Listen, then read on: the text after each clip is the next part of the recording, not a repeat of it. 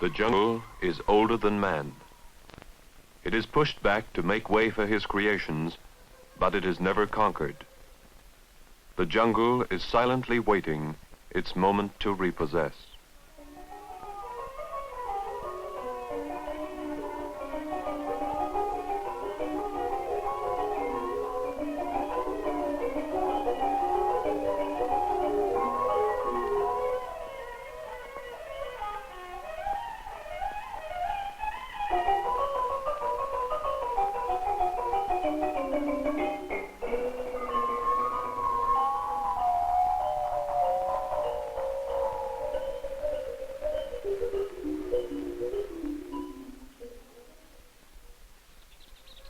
What the jungle has buried, man is slow to disinter.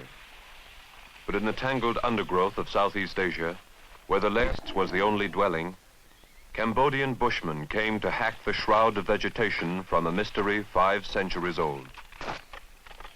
Was the strange report in 1860 by the French naturalist Henri Mouot to be believed?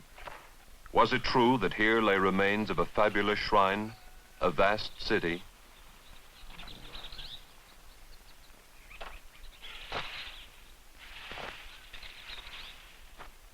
It was true. Here was the crumbling skeleton of a lost civilization.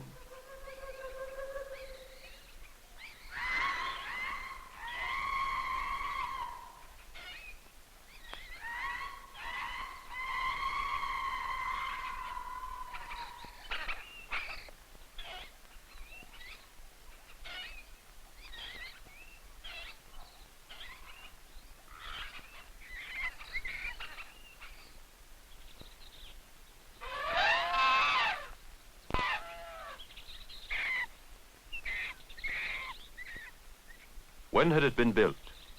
Why had it been abandoned to the beasts and the banyan trees? And above all, who were the forgotten people that had inhabited it?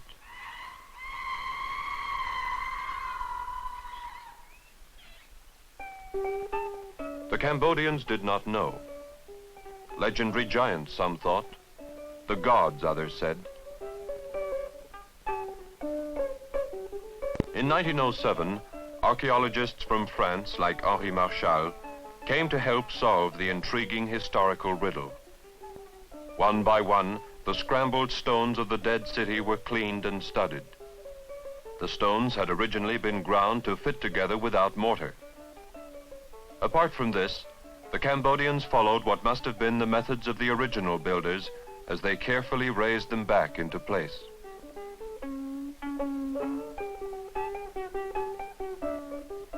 Thus began the painstaking labor of resurrection.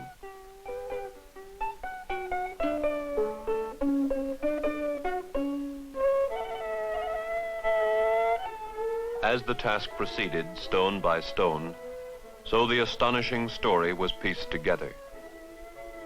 Early Chinese chronicles told of visits to the empire of the Khmers, a dominant power in Southeast Asia from the 9th to the 15th century, and of the splendor of its capital, Angkor.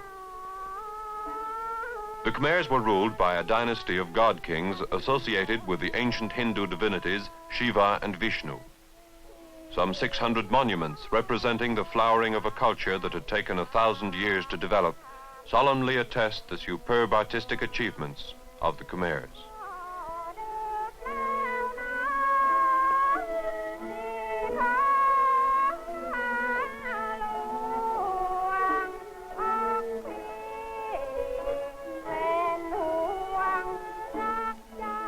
Through the city's majestic gates, elephant caravans had once paraded, with troops of torch-bearing attendants and hundreds of garlanded palace girls marching and dancing amid banners and music, as the people crowded about to see their god king.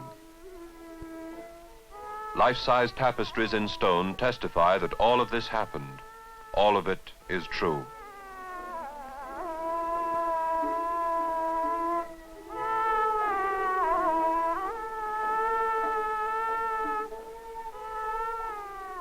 On the walls of the temples, inscriptions record that the Khmer people lived, that their pageantry was brilliant, that their kings were greater and wiser than any on earth.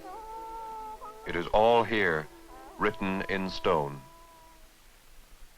Merchant adventurers from India, crossing the ocean to Southeast Asia in the centuries before the Christian era, had founded the kingdoms that preceded Angkor.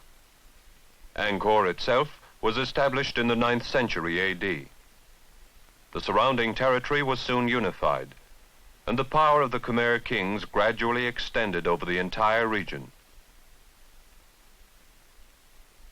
For 600 years, under a succession of over 30 rulers, and where 5 sovereign states may be found today, the empire of the Khmers flourished in opulence that resounded throughout the Eastern world.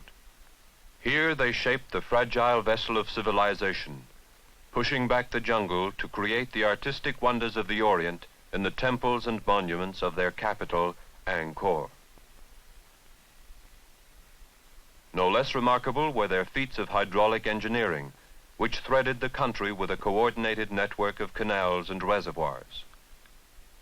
Angkor's buildings are regarded as one of the greatest architectural achievements of man ever concentrated in a single locality. With an area about that of Manhattan or the city of London, it was a metropolis of unparalleled splendor, a city unsurpassed in all history. Its supreme masterpiece was Angkor Wat, the city temple. Built in the 12th century, it is a contemporary of Lincoln Cathedral in England and Notre Dame in Paris. But it is more ambitious than these. Angkor Wat is said to be the finest religious building in the East and the largest ever constructed by man.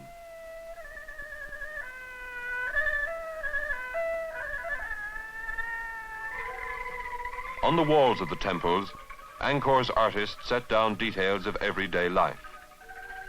Here are the Khmers, baking bricks, cooking their food, quarrying stone,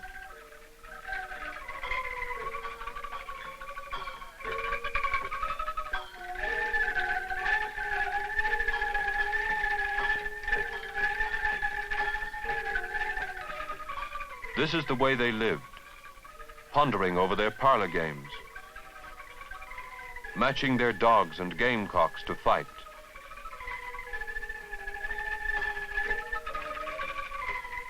kneeling to kiss the hand of their ruler.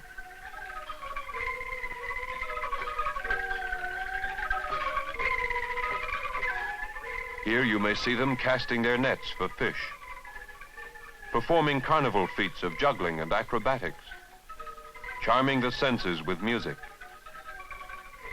and dancing in honor of their gods. This is what they did. This is how it was.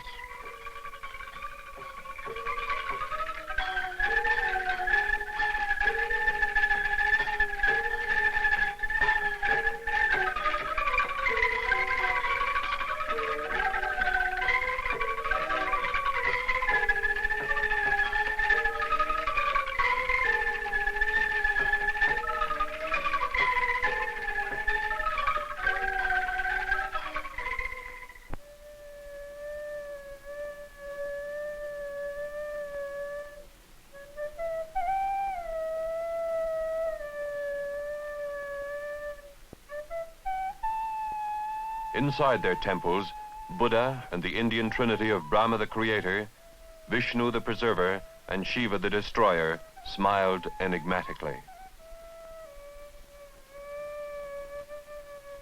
Inscribed on this massive foot of more than 100 drawings represent canons of their faith.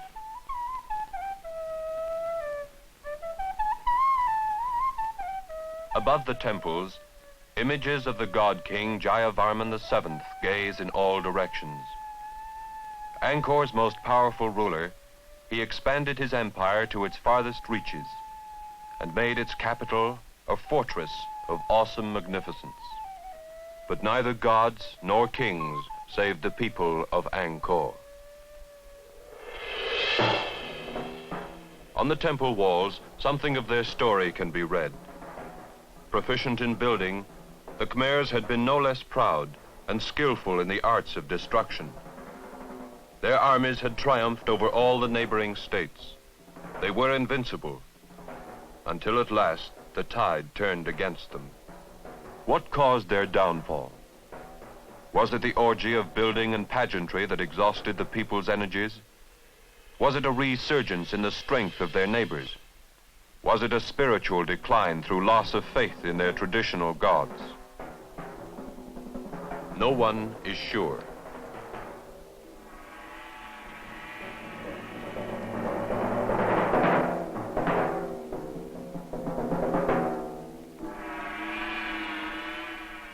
But finally, Angkor itself was sacked and plundered.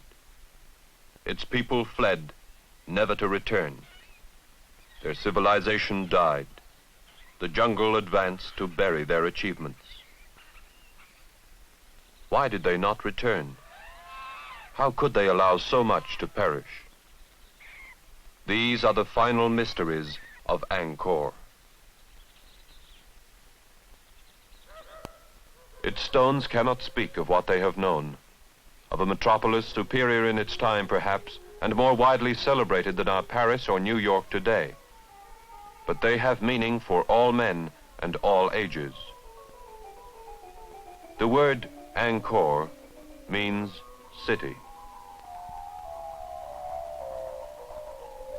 The city of Angkor is a monument to the grandeur and the frailty of civilization.